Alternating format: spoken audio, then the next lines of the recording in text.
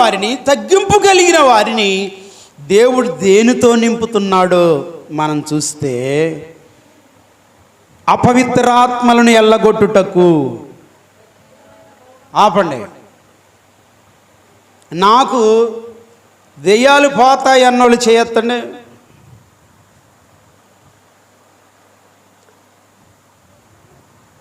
అమ్మా, దెయ్యాలు నాకు పోతాయి అన్నోళ్ళు చేయొద్దండి. అసలు నేను రక్షించబడ్డాను అన్నోళ్ళు చేయొద్దండి.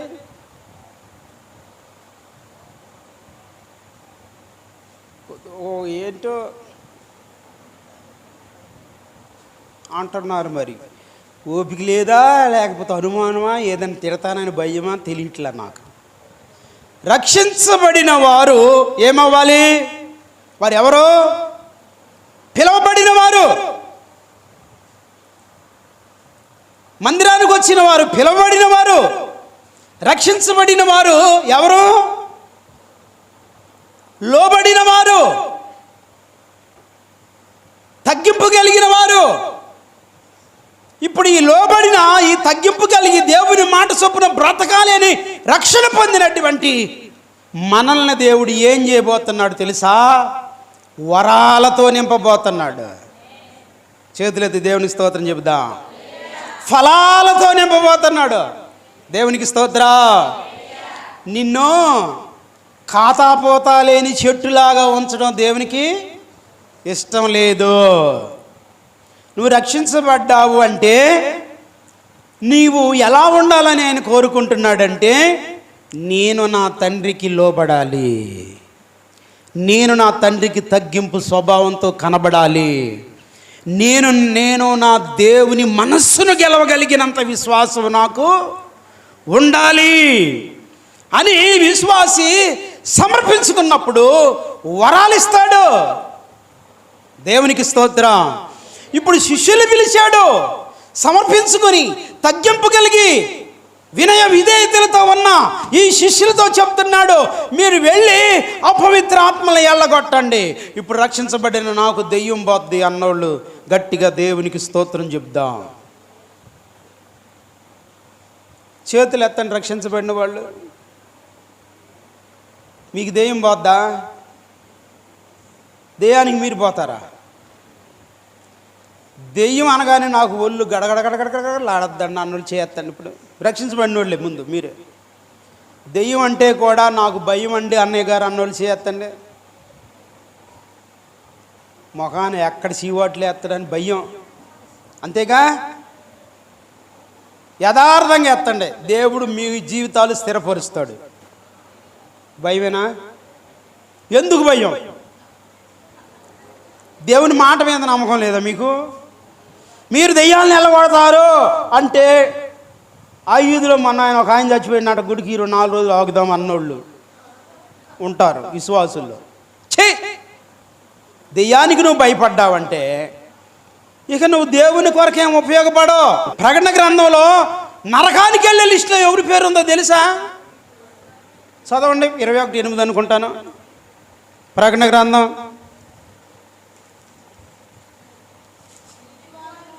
అమ్మా ఇక ఆపండి, బలి మాట చెప్పిన తల్లి. అందరూ చెప్పండి, ఎవరు? అందరూ చెప్పండి, పిరికివారు. ఇదేంటండి మాట్లాడరా? అందరూ చెప్పండి, పిరికివారు. మొట్టమొదటి నరకానికి అంటే పరలోకం వెళ్లకుండా ఉండేవారి లిస్టులో మొట్టమొదటి పేరు ఎవరిది? ఇప్పుడు రక్షించబడి నువ్వు నరకానికి వెళ్తావా లేకపోతే పరలోకం వెళ్తావా? ఇప్పుడు మొత్తం చదువమ్మా. ఎవరు ఏ లిస్ట్ ఇది? నరకానికి వెళ్ళే వాళ్ళ లిస్టు.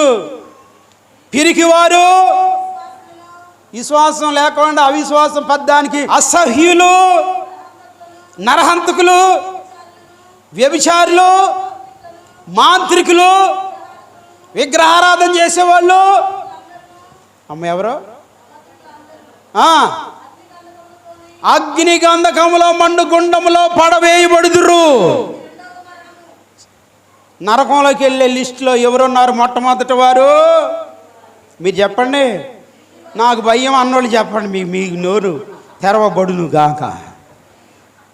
నువ్వు నరకానికి వెళ్ళటానికి రెడీయా? రక్షించబడ్డావుగా. ఈరోజు మీరు బాగా గుర్తుపెట్టుకోండి, నీకు వరం ఇచ్చాడు. అమ్మ ఏమిచ్చాడు? నీకు తెలుసా నీకు ఆ వరం ఉందని?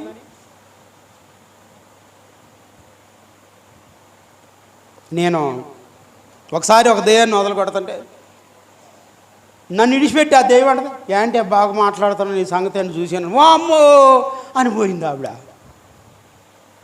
వింటున్నారా? దెయ్యమే సైడ్ ఇట్లా చూసి అందే, ఏంటి నన్ను గురించి ఏం మాట్లాడుతున్నాం అందే. ఈ ఇన్న ఆవిడేమంది, వా అమ్మో అనుకుంటూ వెళ్ళిపోయింది. వెళ్ళదా మాట్లాడరే.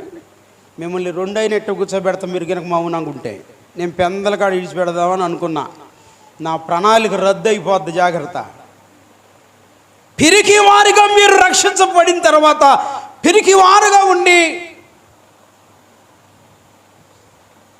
ఒకసారి రక్షణ పొందిన కొత్తలు అంటే పాకలో మేము ఉన్నప్పుడు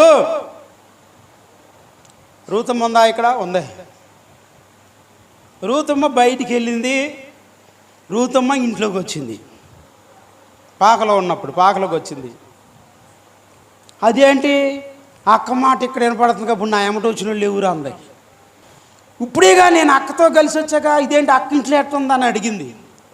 మేము అడిగాము, అమ్మ ఏంటమ్మా కథ ఏంటమ్మా అంటే, నేను బయటికి వెళ్ళి వచ్చి కాళ్ళ మీద నీళ్ళు పోసుకున్నప్పుడు అక్క నా వెనకాల పడి వచ్చి ఇంట్లో పోయిందంటే అప్పుడు మాకు గోడగా అట్లా తడికొంది. ఎట్టి అటు వెళ్తాను ఏంటి అక్క అంటనే ఉందంట. ఆ అక్క అటు వెళ్ళిందంట. ఈ అక్కను చూసి ఆ అక్క దడుచుకుంది. ఎందుకు ఈ విషయం చెప్తున్నానంటే, ఒకవేళ అక్కే రాలేదు అనుకో, ఈ అక్క పని ఎట్టుండేది? ఈరోజు నేను చెప్తున్నా, అక్క వచ్చినా అన్నయ్య వచ్చినా రాకపోయినా, అక్క వచ్చినా రాకపోయినా, ఆయన వచ్చినా రాకపోయినా, దేవుడు కలిగి లేరా? దేవుడు నీతో లేరా?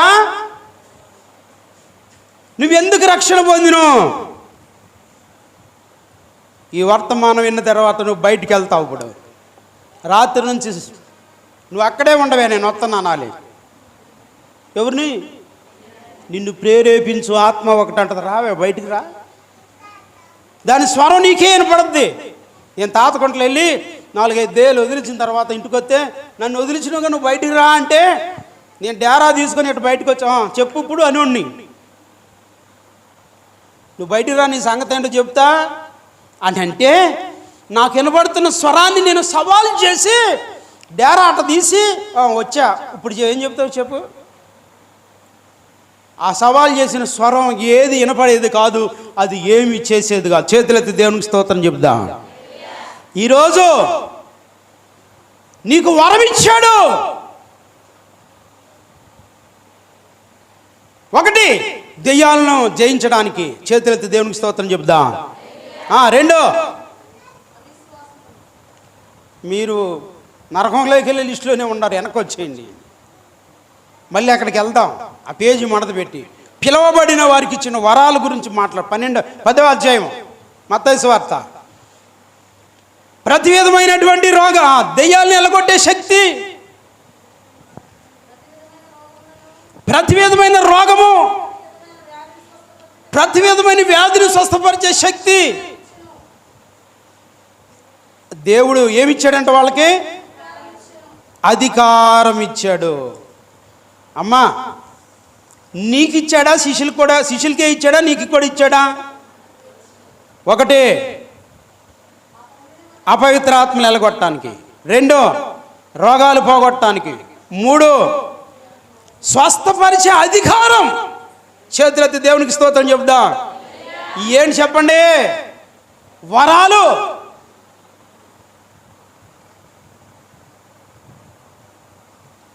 మీ ఎప్పుడంటే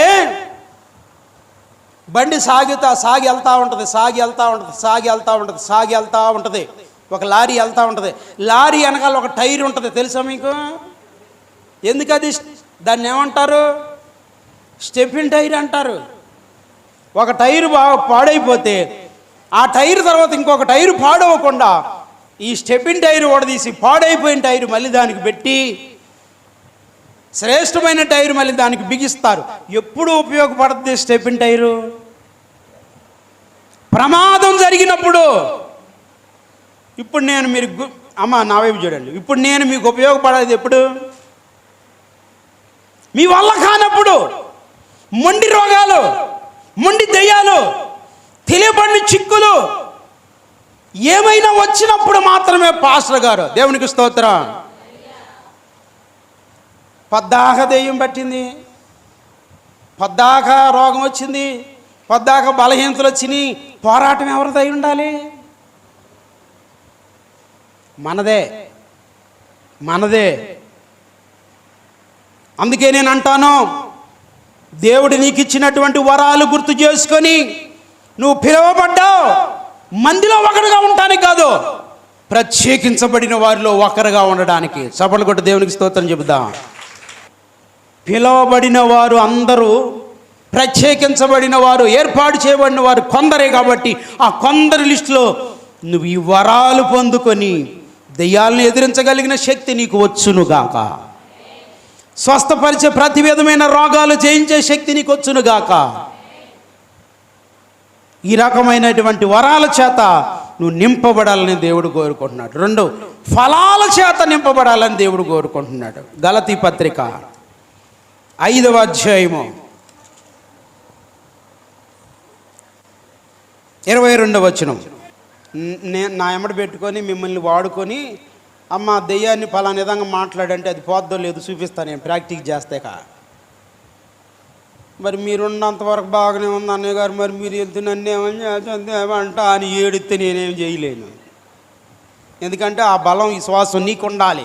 అందరిలో ఉంటే మందిరానికి వచ్చావు సరే, పిలువబడ్డావు సరే, ఇప్పుడు నువ్వేమవ్వాలి?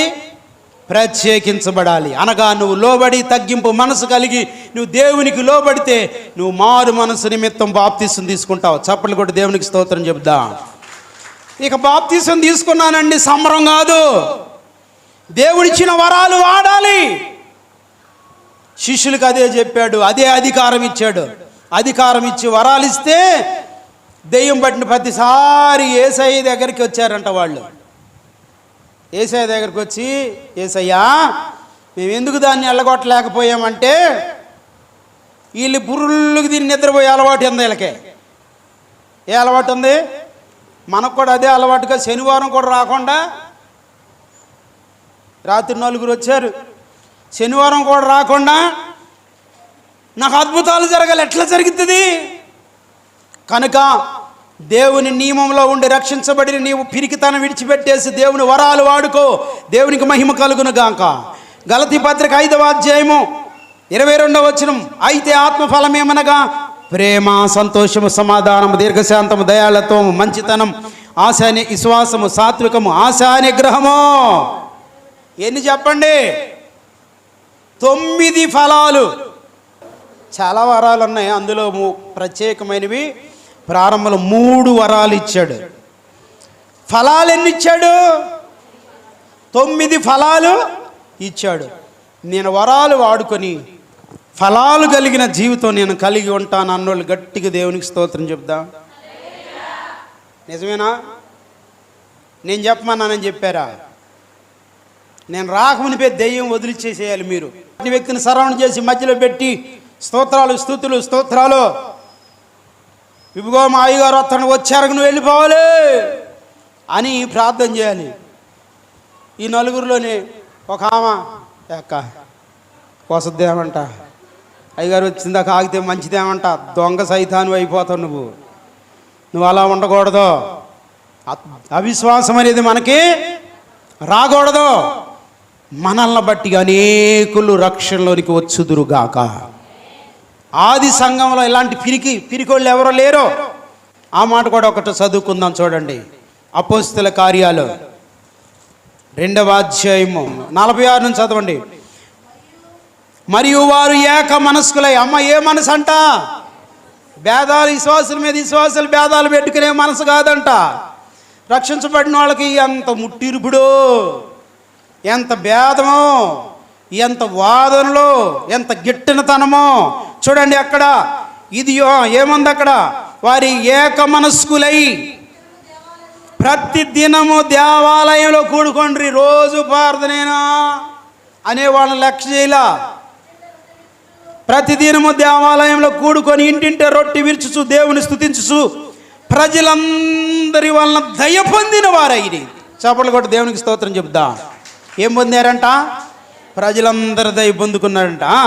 ఆనందముతో నిష్కపటమైన హృదయముతో ఆహారం పుచ్చుకొనుచుండ్రి, మరియు ప్రభు రక్షణ పొందుచున్న వారిని అనుదినము వారితో చేర్చుచుండెను. చప్పట్లు కొట్టి దేవునికి స్తోత్రం చెప్దా. ఏంటంట? కొత్త వాళ్ళు వస్తున్నారా, పాతోళ్ళే ఉంటున్నారా?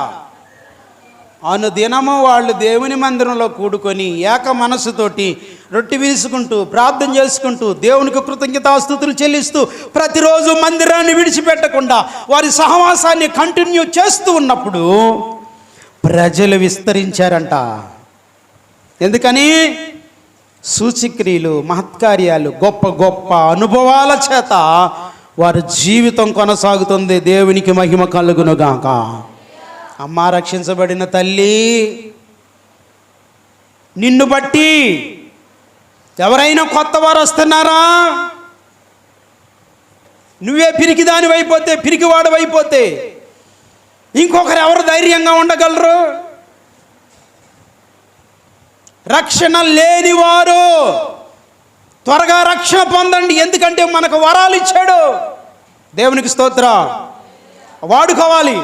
ఫలాలు ఇచ్చాడు. ప్రేమ, సంతోషం, సమాధానం, దీర్ఘశాంతం, దయాలతో, మంచితనం, ఆశ, నిగ్రహం అంటూ ఇన్ని 9 ఫలాల్లో మనం నిలిచి ఉండాలి. ఒక ఆత్మను రక్షించడం కోసం రక్షించబడిన నీవు వరాల చేత, ఫలాల చేత నింపబడిన వ్యక్తివైతే నిన్ను చూసి అనేకులు క్రీస్తులోనికి వస్తారు.